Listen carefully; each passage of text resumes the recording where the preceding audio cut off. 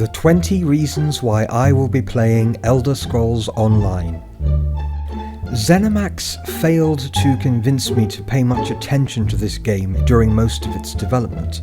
WildStar with its strong animated look seemed much more my style, as did EverQuest Next and Landmark, and I appreciated both what Carbine and SOE were doing to promote and explain the design philosophies of these games. However, as I started to look at some of the features that ESO was offering and then got into the beta, the reasons to buy this game began piling up until finally I gave in.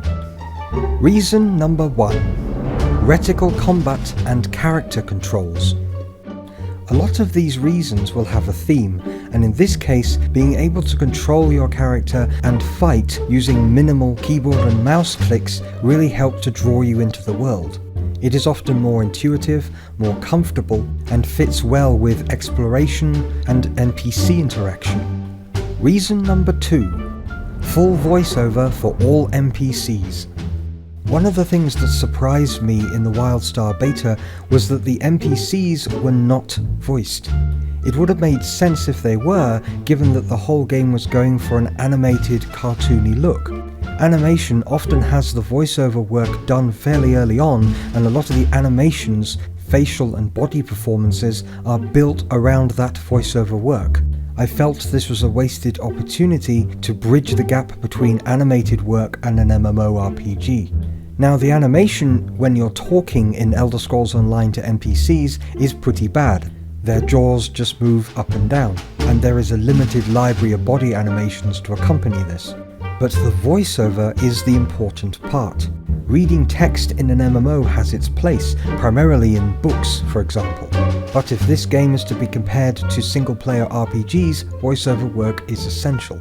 A bit of suspension of disbelief, and you can far more easily appreciate the good stories that have been told here. I feel voiceover work does the writing justice. Reason number 3. Art style. While the bright colours of WildStar tended to give me a headache, the realistic tones, designs and atmosphere effects of Elder Scrolls Online helps immersion. If WildStar were a platform game or animated series, this wouldn't be a problem. But immersion is supposed to be an important part of the RPG in MMORPG.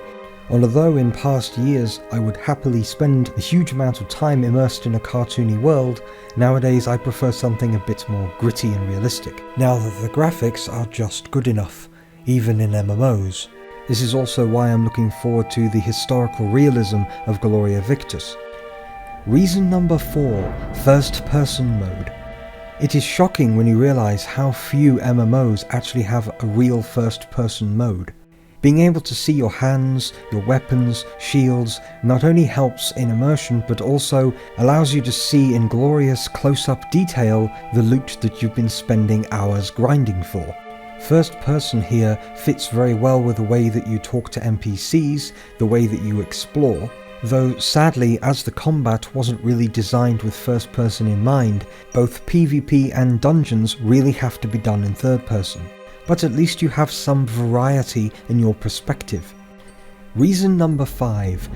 Varied difficulty in crafting. Certain crafting professions require more time and research and resources than others. Blacksmithing, for example, requires you to explore and discover secret forges that apply specific bonuses to anything you make there, whereas making potions from herbs and other simple ingredients is just that. Being able to come up with a system that appeals to both the casual and hardcore crafter is certainly pretty unique. Your first character as you're starting to get into the game and getting to know the mechanics can certainly get full use out of one of the easier professions, preventing you from being overwhelmed with options and inventory items. Reason number 6. Story. As previously mentioned, talking NPCs really help to get this across, as do many of the events as they transpire when you're questing and all the books that you find. Other than Star Wars The Old Republic and The Secret World, story has rarely been emphasized and money spent to get it across to this extent. Reason number 7. Decision making during conversations with NPCs.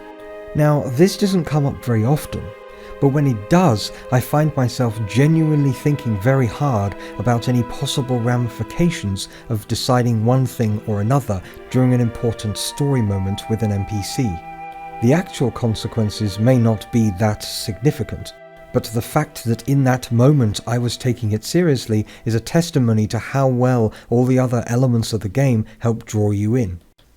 Reason number 8. PvP. I like sieges rather a lot.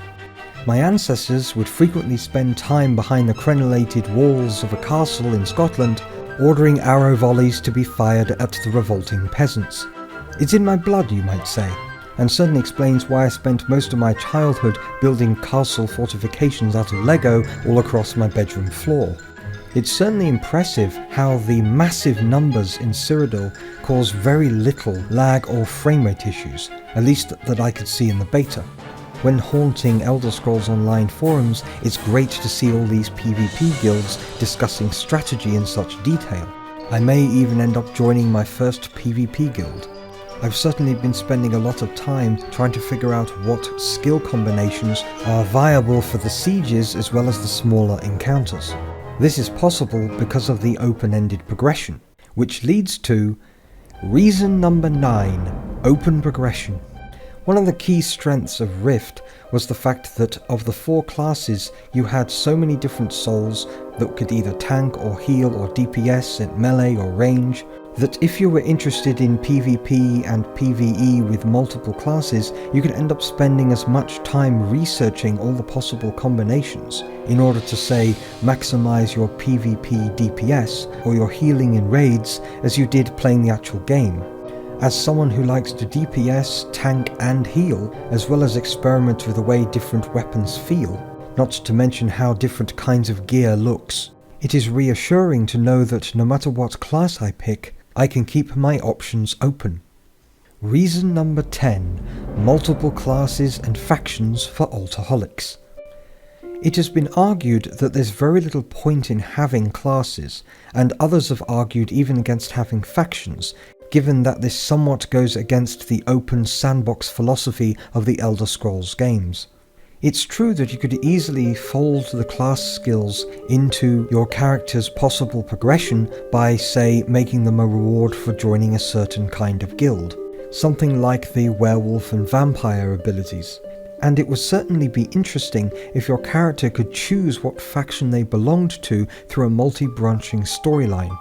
However, as an MMO player that likes to make lots of alternate characters, the classes and factions serve as a good excuse to make more than one character. This allows for not only trying out the different races, but also playing characters that focus on different weapons or combat styles. Your Khajiit may feel more comfortable with stealth and daggers, and your Wood Elf with a bow and healing staff. Even if you're not a hardcore role player, it's nice to explore the world with characters that look and feel different from each other.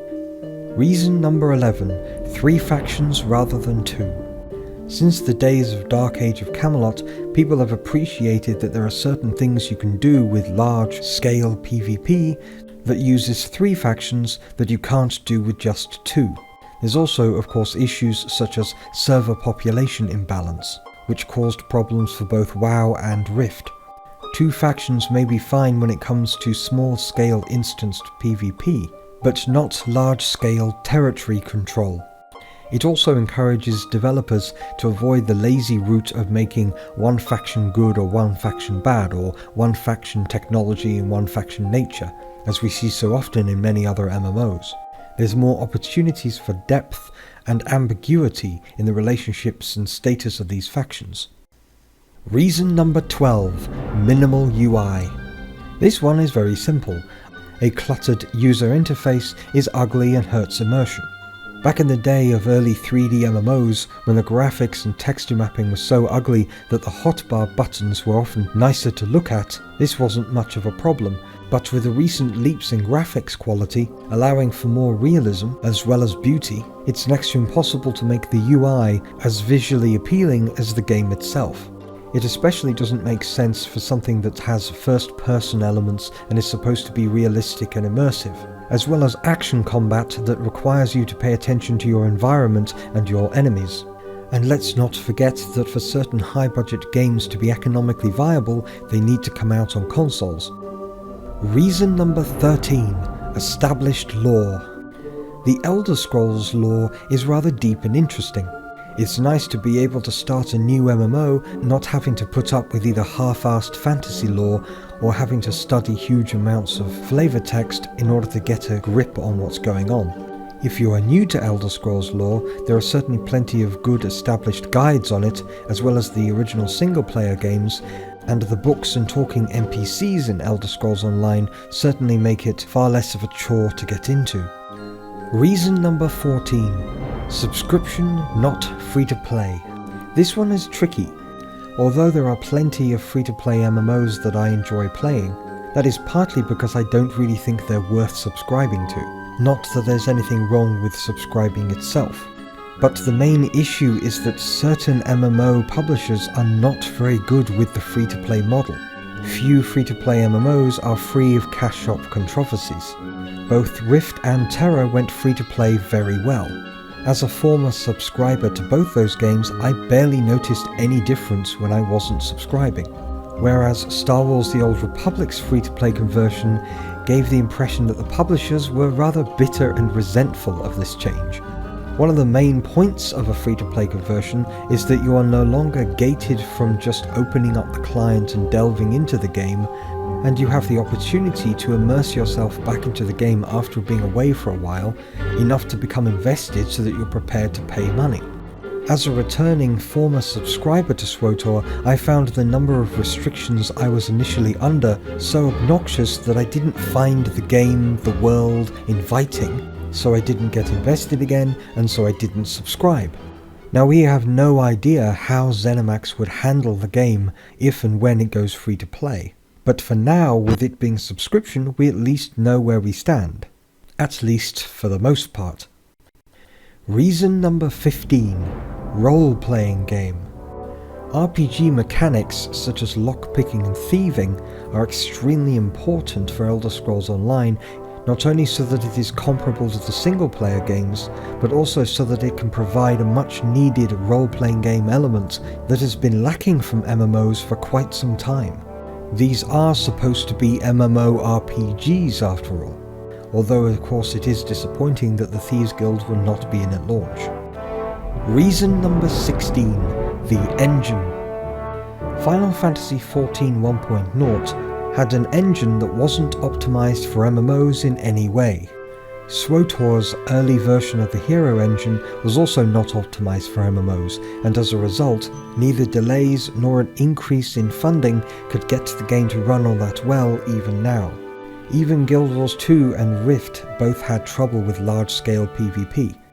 Because Elder Scrolls Online was built with the large-scale siege PvP in mind right from the start, ZeniMax were able to make sure that the engine, not to mention the servers and character models, could cope with things reaching the largest possible level. We all saw how well it ran on most people's computers during the beta, so at least this time we won't have to worry about this core issue that so many other MMO developers seem to get wrong. Reason number 17. Smaller hotbars. Having to manipulate more than a dozen keys on the keyboard, especially during heated PvP or dungeon battles, doesn't really help the carpal tunnel. This, combined with cursor-based interactions and character controls, not only makes the UI ugly, but the whole experience feel rather uncomfortable and awkward. In short, although I do appreciate having lots and lots of skills, I really don't see why I need to have them all on my bar at once. Especially when you bear in mind that most of these skills and spells are not really that useful in most grinding battles, and with macros you often reduce it to 4 or 5 keys anyway. Reason number 18. Mega servers. One of the things I spend quite some time agonizing over is the choice of which server I should be based on. And that's if this isn't the game at launch, in which case I probably won't have much choice. At least half a dozen times I've had to move servers due to a dying population. This is especially irritating when you have to pay real money to do so. It's nice to be able to just log in. Reason number 19. Exploration. Sky shards, hidden dungeons and quest NPCs not to mention hidden crafting items, combines with the considerably less linear approach to questing that Elder Scrolls Online eventually presents, making exploration worthwhile and even necessary. Now, this game is more linear than the single-player games, but ZeniMax appear to be getting the hint and hopefully will tweak it to make it less so in future. Let's hope it's not quite as clumsy as what they did with the early starting islands. Reason number 20. Immersion. Having spent quite some time in Skyrim and other first-person single-player games, and then going back to MMOs, I find that these games that I played for years are now lacking a certain sense of focus and involvement. As you may have noticed from many of the previous 19 points, whether it was speaking NPCs, realistic art style, reticle combat, story involvement, first-person view or exploration, the result was, at least for me, the most immersive MMO I've ever played. When adding up this list, I found that a lot of these points fit very well together. On their own, they're good mechanics and features that are sorely missing from a lot of other MMOs, and make a great deal of sense together.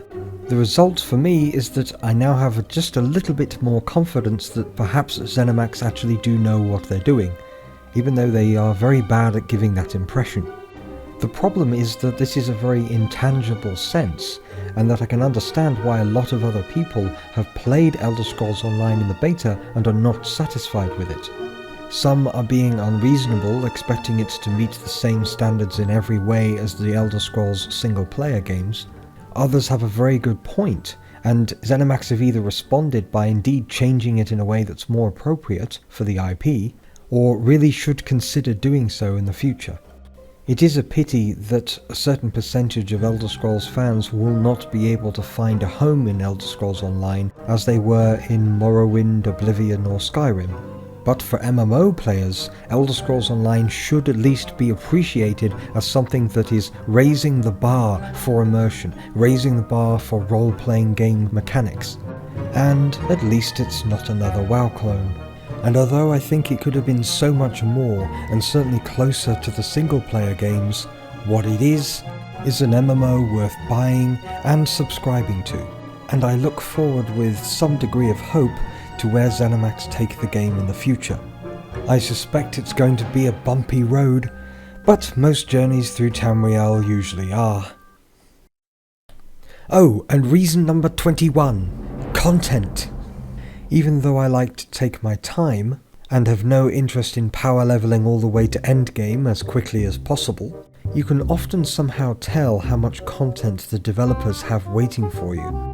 And hearing bad stories about what the endgame is like is certainly not an incentive to continue playing. Though we have still no real idea about what the adventure zones are like, even at this close to launch, and I have no idea whether or not the Cyrodiil PvP can keep me going for months at a time. At least we have the option to be able to play the other faction zones. This is an extremely efficient approach to open world content, as virtually every single last part of the game can be experienced by one single character. I may not do that as I'd prefer to roll an alt, but at least I know that my level 50 characters will have something to do that doesn't involve endlessly raiding or PvP. For me, the open world is the game, and instancing is essentially a cheat on the part of the developers. I believe an MMO developer's principal goal is to try to figure out as many ways of innovating new content within an open world, non-phased open world as possible. This is why I appreciate what Trion have done with Rift. The dynamic events, zone events, and instant adventures are all about getting groups of people involved in the open world. This is one of the main reasons why I play Rift rather than WoW, and also why I'm so looking forward to EverQuest Next, as well as many of the indie sandbox MMOs coming out next year or the year after. As long as ZeniMax focus a lot of their updates on expanding content to include more parts of Tamriel to explore, they will at least have one loyal customer.